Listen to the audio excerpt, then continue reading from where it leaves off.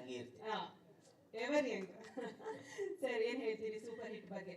ಅಷ್ಟು ಇಲ್ಲ, ಪತ್ರಕರ್ತರಿಗೆ ಮತ್ತೆ ಟಿವಿ ಮೀಡಿಯಾದವರಿಗೆ ನಮಸ್ಕಾರಗಳು. ಇಲ್ಲಿ ಸುಮಾರು ಜನ ಹೇಳ್ತಾ ಇದ್ರು ಸಿನಿಮಾ ಹಂಗೆ ಹಿಂಗೆ, ಎಲ್ಲವೂ ಸರಿನೇ. ನೀವು ಮಾಡಬೇಕಾದ್ರೆ ಈ ವೇದಿಕೆ ಮೇಲೆ ನಿಂತ್ಕೊಂಡು ಈ ಸಿನಿಮಾ ಹಂಗಿದೆ ಹಿಂಗಿದೆ ಅಂತ ಇಲ್ಲಿ ಹೇಳೋದಲ್ಲ. ಈ ಸಿನಿಮಾನ ಥಿಯೇಟ್ರಲ್ಲಿ ಹೆಂಗೆ ಓಡಿಸ್ಬೇಕು, ಜನ ಹೇಗೆ ಬರಬೇಕು ಅನ್ನೋ ಪ್ಲ್ಯಾನ್ನ ನೀವು ಮಾಡಬೇಕೀಗ. ಯಾವ ಥರ ಹೊರಗಡೆ ಪ್ರಚಾರ ಮಾಡ್ತೀರಾ ಅದ್ರ ಮೇಲೆ ಕನ್ನಡ ಸಿನಿಮಾದ ಒಂದು ಜೀವನ ನಿಂತಿದೆ ನೋಡಿ. ಎಲ್ಲ ಪತ್ರಕರ್ತರು ದೊಡ್ಡವರು ಕೂತಿದ್ದಾರೆ. ಯಾಕೆಂದರೆ ಆ ಪರಿಸ್ಥಿತಿಗೆ ಬಂದು ನಿಂತಿದೆ ನಮ್ಮ ಕನ್ನಡ ಚಿತ್ರರಂಗ ಅಂತಲೇ ಹೇಳ್ಬೋದು, ಬೇರೆ ದಾರಿನೇ ಇಲ್ಲ. ಇಲ್ಲಿ ಮಾತಾಡ್ಬಿಟ್ಟು ಇದು ಹಂಗೆ ಬಂದಿದೆ ಹಿಂಗೆ ಬಂದಿದೆ ಈ ನಾನು ಪಾತ್ರ ಇದನ್ನು ಕರೆಕ್ಟು ನೀವು ಹೇಳಿ. ನೀವು ಇದೇ ಕೆಲಸವನ್ನು ಹೊರಗಡೆ ಪರಿಸ್ಥಿತಿಗೆ ಜನರನ್ನು ಥಿಯೇಟ್ರಿಗೆ ಯಾವುದೇ ರೀತಿಯಲ್ಲಿ ಕರೆಸ್ಬೇಕು ಅನ್ನೋದಕ್ಕೆ ನೀವೆಲ್ಲ ಶ್ರಮಿಸಲೇಬೇಕಾಗತ್ತೆ. ಯಾಕೆಂದರೆ ಒಳ್ಳೆ ಸಿನಿಮಾಗಳು ಕೂಡ ನಮ್ಮ ಈ ಒಂದು ಪರಿಸ್ಥಿತಿಯಲ್ಲಿ, ಯಾಕೆಂದರೆ ಈ ಎಲ್ಲರೂ ರೀಲ್ಸ್ ಬಂದ್ಬಿಟ್ಟವ್ರೆ ಜನರ. ಈಗ ನಾನು ಗಿಲ್ಲಿಯವ್ರ ಬಗ್ಗೆನೇ ಹೇಳ್ತೀನಿ. 4 ತಿಂಗಳು ಗಿಲ್ಲಿ ಬಿಗ್ ಬಾಸ್ ಒಳಗೆ ಇದ್ದಾಗ ಅಲ್ಲಿಂದ ಹೊರಗೆ ಬಂದಮೇಲೆ ಈ ಪ್ರಪಂಚಕ್ಕೆ, ಹೊರಗಿನ ಪ್ರಪಂಚಕ್ಕೆ ಅಡ್ಜಸ್ಟ್ ಆಗೋದೇ ಕಷ್ಟ. ಅವ್ರ ಮೆಂಟಾಲಿಟಿ ಎಲ್ಲ ಸಾಫ್ಟ್ ಆಗಿರುತ್ತೆ. ಸೌಂಡ್ ಆಗ್ಬೋದು, ಜನ ಆಗ್ಬೋದು. ಯಾಕೆಂದರೆ ಒಳಗಡೆ ಒಂದು 9 ಜನ ಅಷ್ಟು ಇದ್ದು ನಾವು ನೋಡೋಕ್ಕೆ ಗಿಲ್ಲಿ ಏನಪ್ಪ ಎಲ್ಲ ಕಡೆ ಸೈಲೆಂಟ್ ಆಗೋನೆ ಅಂತ ಅನ್ನಬಹುದು. ಆದರೆ ಅವರ ಮನಸ್ಥಿತಿನೇ ಹಿಂಗೆ ಆಗ್ಬಿಟ್ಟಿರುತ್ತೆ, ಅದು ನಮ್ಗೆ ಅರ್ಥ ಆಗಲ್ಲ. ಅದಕ್ಕೆ ಏನು ಹೇಳ್ತಿದ್ದೀನಿ, ಎಲ್ಲರೂ ಈ ಮೊಬೈಲ್ಗೆ ಅಡ್ಜಸ್ಟ್ ಆಗ್ಬಿಟ್ಟವ್ರೆ. ಆ ರೀಲ್ಸ್ಗೆ ಅಲ್ಲಿ ನೋಡೋದು, ಮತ್ತೆ ಏನು ಆಫ್ ಮಾಡೋದು, ಎಲ್ಲರ ಜೀವನ ಟೋಟ್ಲಾಗಿ ಮೊಬೈಲ್ ಮೇಲಿದೆ, ಬೇರೆ ಏನರ ಮೇಲೂ ಇಲ್ಲ. ಅದರಿಂದಾಗಿ ಥಿಯೇಟ್ರುಗಳಿಗೆ ಕರೆಕ್ಟಾಗಿ ಜನ ಕೂತ್ಕೊಳ್ಳೋ ಪೇಷನ್ಸು ಇಲ್ಲ ಅಂತ ನನಗನ್ನಿಸ್ತಾ ಇದೆ. ಸರ್ ಹೌದಲ್ವ ಸರ್? ಬರೀ ರೀಲ್ಸು. ಈಗ ಏನಾಗಿದೆ ನೋಡಿ, ಕಲಾವಿದನೇ ಇಲ್ಲ. ಮುಂಚೆ ಸಿನಿಮಾ ಆಗಲಿ, ನಾಟಕ ರಂಗಗಳಾಗಲಿ, ಪ್ರತಿಯೊಂದು ಆಗಲಿ ಕಲೆಗಾರ ಅಂತ ಬರ್ತಿದ್ದ. ಡ್ಯಾನ್ಸ್ ಆಗ್ಬೋದು, ಅದು ಯಾವುದೋ ಡೊಳ್ಳು ಕುಣಿತ ಇರ್ಬೋದು, ಇನ್ನೊಂದು ಯಕ್ಷಗಾನ ಇರ್ಬೋದು, ಅದಕ್ಕೆ ಅಂತ ಕಲಾವಿದರು ಇದ್ದರು. ಈಗ ಇಲ್ಲ. ಈಗ ಮನೇಲಿ ಇರೋರೆಲ್ಲ ಕಲಾವಿದರೆ. ಯಾರು ಅವನೇ ಕಲಾವಿದ, ಅವ್ನು ಇಟ್ಕೊತಾನೆ, ಏನೋ ಮಾತಾಡ್ತಾನೆ, ಅದನ್ನು ಅಪ್ಲೋಡ್ ಮಾಡ್ತಾನೆ, ಅವನೇ ಒಂದು ಯೂಟ್ಯೂಬ್ ಸ್ಟಾರ್ಟ್ ಮಾಡ್ತಾನೆ, ಏನೋ ಬಡ್ಕೊತಾ ಇರ್ತಾರೆ. ಅದನ್ನ ನೋಡಿ ನಾವೆಲ್ಲ ಹೇಳ್ಬಿಟ್ಟು ಮಜಾ ತಗೊಂಡು ಮನೇಲಿ ಕೂತ್ಕೊಂಡ್ಬಿಟ್ಟು ಥಿಯೇಟ್ರಿಗೆ ಬಂದು ಮರೆತುಬಿಟ್ಟು ಅವ್ರೆ. ಅದು ಚೆನ್ನಾಗಿರದೆ ಹೋಗ್ಲಿ. ಅದು ಕೆಲವು ಇನ್ನೂ ಮಾತಾಡೋಂಗಿಲ್ಲ, ಯಾಕೆಂದರೆ ಏನೇನೋ ನೋಡೋಕ್ಕಾಗಲ್ಲ. ಯಾವುದೋ ಹಳ್ಳಿ ಏನೇನೋ ನಮ್ಮ ಡ್ರೈವರ್ ಇದ್ದಾನೊಬ್ಬ ಮಂಜು ಅಂತ, ಅಲ್ಲೆಲ್ಲ ನಿಂತವನೆ 24 ಗಂಟೆ ನಿಂತ್ಕೊಳ್ಳೇನೆ ಮೊಬೈಲು, ಕೂತ್ರೆ ಮೊಬೈಲು. ಆ ಗಾಡಿ ಈ ಥರ ಹುಚ್ಚರಾಗ್ಬಿಟ್ಟವ್ರೆ. ಇದೊಂದೇ ಪದ ನಂತರ ಮಿಕ್ಕಿರೋದು ಅಲ್ವಾ, ಹುಚ್ಚರಾಗ್ಬಿಟ್ಟಿದ್ದಾರೆ.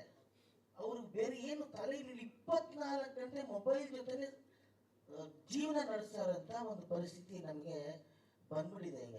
ಸರ್ ಹಂಗಾಗಿದೆ ಸರ್, 24 ಗಂಟೆ ಮೊಬೈಲು, ಬೇರೆ ಏನು ನಮ್ಮ ತಲೆಗೆ ಬರ್ತಲ್ಲ. ಈ ಟೈಮಲ್ಲಿ ನೀವು ಇಲ್ಲಿ ಮಾತಾಡಿದ್ನ ಜನರನ್ನ ಥಿಯೇಟ್ರಿಗೆ ಹೇಗೆ ಕರೆಸ್ಬೇಕು, ಕಥೆನ ಯಾವ ಥರ ಹೇಳಬೇಕು ನೋಡಿ. ಎಷ್ಟು ಕಲಾವಿದರು ಇದ್ದಾರೆ ಅಂದರೆ, 100 ಕಲಾವಿದರು ಇದ್ದಾರೆ ಈ ಸೂಪರ್ ಹಿಟ್ ಸಿನಿಮಾದಲ್ಲಿ.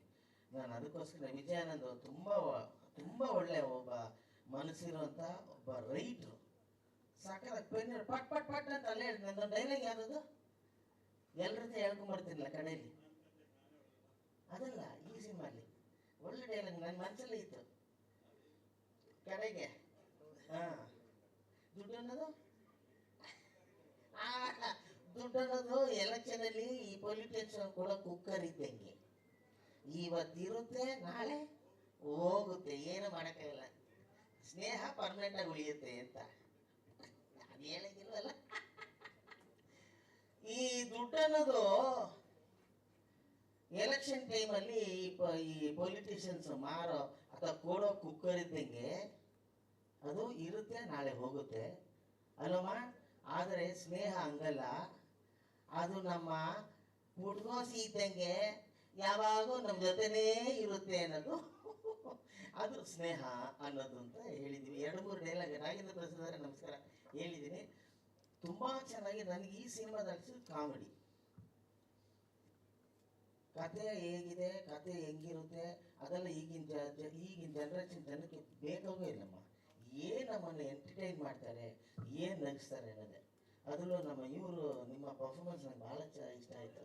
ಗೌರವ ಎಷ್ಟು ಈಸಿಯಾಗಿ ಲೀಲಾಜಾಲವಾಗಿ ಟೆನ್ಷನ್ನೇ ಮಾಡ್ಕೊಳ್ಳಲ್ಲ ಹುಡುಗರು. ನಾವು ತುಂಬ ತಲೆ ಕೆಡಿಸ್ಕೊಂಡು ಓವರ್ ಎನರ್ಜಿ ಹಾಕಿ ಪಲ್ಟಿ ಹೊಡೆದು ಹಿಂಗೆಲ್ಲ ಬಂದ್ವಿ 35 ವರ್ಷ ಅಲ್ವಾ. ಈಗ ನಮ್ಮ ಜೊತೆಲಿ ಆಕ್ಟ್ ಮಾಡ್ಬೇಕಾದ್ರೆ ಕೆಲವ್ರು ಬೇಕು ಅಂತ ಹಠ ಬಂದ್ಬಿಡೋದು, ಯಾಕೆಂದ್ರೆ ಅವ್ನು ಕಾಣ್ಬೇಕಂತೆ. ಇಲ್ಲ 2-3 ಡೈಲಾಗ್ ಜಾಸ್ತಿ ಸ್ಕ್ರಿಪ್ಟಲ್ಲಿ ಇಲ್ಲ ಅಂದ್ರೂ ಓವರ್ ಡೈಲಾಗ್ ಹೇಳ್ತಾನೆ ಇರೋದು ಉದ್ದಕ್ಕೂ. ಯಾಕ್ರಿ ಸ್ಕ್ರಿಪ್ಟಲ್ಲಿ ಇಲ್ವಲ್ಲ, ನಾವು ಕಾಣ್ಬೇಕಲ್ಲ ಜನರಿಗೆ, ನಾನು ಹೈಲೈಟ್ ಆಗ್ಬೇಕು ಅನ್ನೋದು. ಅದಲ್ಲ, ಸುಮ್ಮನೆ ಸೈಲೆಂಟಾಗಿ ಇದ್ರೂ ಹೈಲೈಟ್ ಆಗಿಬಿಡುತ್ತೆ. ಒಂದೇ ಡೈಲಾಗ್ ಹೈಲೈಟ್ ಆಗ್ತಾ ಹೋಗುತ್ತೆ, ಗೌಂಡಮಂಡಿ ಚಂದಿಲ್ ಥರ. ಆ ರೀತಿಯಲ್ಲಿ ತುಂಬ ಚೆನ್ನಾಗಿ ಮಾಡ್ಕೊಂಡು ಹೋದ್ರಿ ನೀವು. ಆಮೇಲೆ ಅವ್ರಿಗೆ ನಾನು ಒಂದು ಮಾತು ಹೇಳಿದ್ದೆ, ನೀವು ಅಸೋಸಿಯೇಟ್ ಆಗಿ ವರ್ಕ್ ಮಾಡಿದ್ರಿ ಸಿನಿಮಾದಲ್ಲಿ. ಅವಾಗ ನಾನು ಹೇಳಿದ್ದೆ, ಇಲ್ಲಮ್ಮ ಯಾಕೆ ನೀನು ಇಲ್ಲಿ ಬಂದು ಇದು ಮಾಡ್ತಾ ಇದ್ದೆ, ಹೀರೋಯಿನ್ ಏನು ಬೇರೆ ಮಾಡು ಅಂತ ಹೇಳಿದಲ್ಲ ನನಗೆ, ನೋಡಿ ಹೀರೋಯಿನ್ನೇ ಆಗ್ಬಿಟ್ಲು ನೋಡಿ.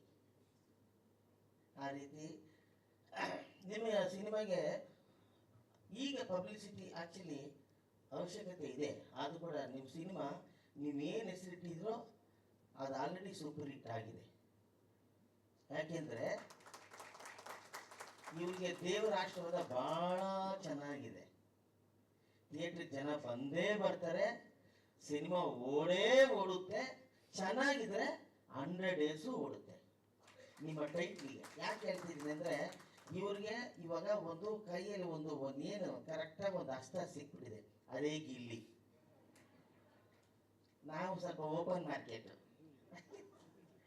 ಗಿಲ್ಲಿ ಸರಿಯಾದ ಸಮಯಕ್ಕೆ ಬಿಗ್ ಬಾಸ್ ಒಳಗೆ ಹೋಗಿ ಮಾಡದೇ ಇರೋವಂಥ ಒಂದು ಸಾಧನೆಯಿಂದ ಜನರ ಮುಂದೆ, ಬಿಗ್ ಬಾಸಲ್ಲಿ ಸಾಧನೆ ಅಂತ ಹೇಳ್ತಾ ಇಲ್ಲ, ಜನರ ಮುಂದೆ ಅಷ್ಟು ಹತ್ತಿರವಾಗಿಬಿಟ್ಟಿದ್ದಾರೆ ಗಿಲ್ಲಿ. ತುಂಬ ಹತ್ರ ಆಗಿದೆ ಗಿಲ್ಲಿ. ಈ ರೇಂಜಲ್ಲಿ ಬಿಗ್ ಬಾಸಲ್ಲಿ ಜನರಿಗೆ ಇಷ್ಟು ಕ್ಲೋಸ್ ಆದಂಥವ್ರು ಯಾರೂ ಇಲ್ಲ. ಇಷ್ಟು ಫೇಮ್ ಆಗಿರೋಂಥವ್ರು, ಇಷ್ಟು ಏನದು ಅಭಿಮಾನಿಗಳನ್ನ ಪಡೆದಿರೋಂಥವ್ರು ಮನೆಗೆ ಗಿಲ್ಲಿನ ಇಷ್ಟಪಡ್ತಾರೆ. ನನ್ನ ಸ್ನೇಹಿತರಿದ್ದಾರೆ ಸರ್, ಇಲ್ಲಿ ಇವರು ಈ ಪೊಲ್ಯೂಷನ್ ಡಿಪಾರ್ಟ್ಮೆಂಟ್ನವರು, ಸರ್ ಒಂದೇ ಒಂದ್ಸಲಿ ನಮ್ಮ ಆಫೀಸ್ಗೆ ಹೆಂಗಾರು ಮಾಡಿ ಗಿಲ್ಲಿನ ಕರ್ಕೊಂಬನ್ನಿ ಸರ್, ನಾವು ಅವ್ರ ಜೊತೆ ಒಂದು ಊಟ ಮಾಡಬೇಕು ಅಂತಾರೆ. ನಾನು ಮುಖಸ್ತುತಿಗೆ ಹೇಳ್ತಾರೆ. ನನ್ನ ವೈಫು ಅವಳಿಗೆ ಕೂತ್ಕೊಂಡು ಬಿಗ್ ಬಾಸ್ ಅಲ್ಲೇ ಗಿಲ್ಲಿ ಬಗ್ಗೆ ಬೇರೆ ಇದಲ್ಲ ಅವ್ರಲ್ಲ ಕಂಟೆಸ್ಟೆಂಟ್ಸ್, ಅವ್ರು ಏನಾರು ಮಾತಾಡ್ತಾರೆ, ಹೆಂಗ್ ಮಾತಾಡ್ತಾರೆ ಅವ್ರು ಗಿಲ್ಲಿ ಬಗ್ಗೆ ಅಂತ ಎದ್ನಿಟ್ಬಿಡ್ತಾರೆ ಅವಳು ಟೀಮ್ ಮುಂದೆ.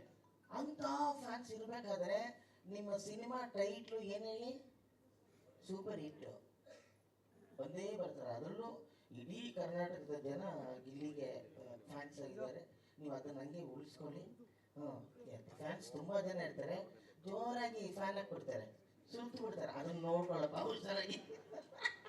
ಆ ಗಾಳಿಗೆ ಎಗರ್ಬಿಟ್ಯಾ, ಏನಾದ್ರೂ ಕೆಳಗಡೆ ಒಂದು ಗಮ್ಮ ಕಣ್ಸ್ಕೊಂಡ್ಬಿಡು.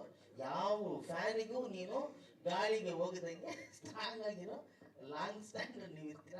ಸೊ ಅದಿರೋದ್ರಿಂದ ನಿಮಗೆ ಯಾವ ರೀತಿ ಬಿಸ್ನೆಸ್ಸಲ್ಲೂ ತೊಂದರೆ ಆಗಲ್ಲ, ಏನೂ ಆಗಲ್ಲ. ಆದರೆ ನಮ್ಮ ಎಲ್ಲ ಪತ್ರಕರ್ತರ ಮತ್ತು ನಮ್ಮ ಮೀಡಿಯಾ TV ಮೀಡಿಯಾದವರ ಆಶೀರ್ವಾದನೂ ಬೇಕು, ಅವರ ಬೆಂಬಲನೂ ಬೇಕು, ಆಮೇಲೆ ಅವರ ಪ್ರಚಾರನೂ ಬೇಕು.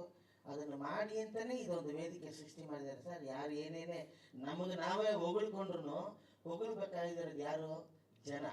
ಥಿಯೇಟ್ರಿಗೆ ಬರಬೇಕು, ನೀವು ಆ ಕೆಲಸ ಮಾಡಿ ಅಂತ ಹೇಳ್ತಾ ಡಾಕ್ಟರ್ ನಾಗೇಂದ್ರ ಪ್ರಸಾದ್ ಅವರು ಬಂದ್ಬಿಟ್ಟಿದ್ದಾರೆ. ಬನ್ನಿ ಸ್ವಾಮಿ. ಸ್ವಾಗತ ಕವಿರತ್ನ ನಾಗೇಂದ್ರ ಪ್ರಸಾದ್ ಸರ್. ಎಲ್ಲರೂ ಮತ್ತೊಮ್ಮೆ ಧನ್ಯವಾದ.